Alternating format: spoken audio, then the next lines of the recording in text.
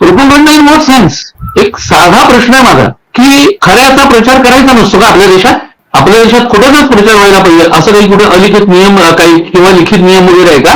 मग जर काश्मीर फाईल्सच्या मुळे लोकांपर्यंत जर काश्मीरचा प्रश्न तीव्रपणे पोहोचू शकत असेल, केरळ स्टोरीमुळे जर केरळचा भाग पोहोचू शकत असेल, आर्टिकल 370 मुळे आर्टिकल 370चा भाग जर पोहोचू शकत असेल, तर खऱ्याचा प्रोपोगंडा करणं याच्यात आक्षेप जर काय मला अजून कळलेलं नाही का? खऱ्याचा प्रचार करायचा नसतो.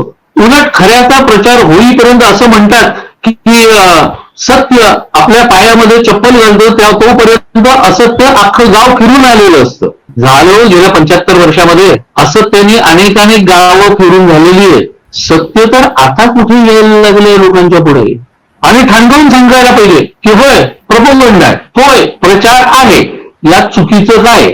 चांगल्याचा प्रचार होणं ही काळाची गरज आहे.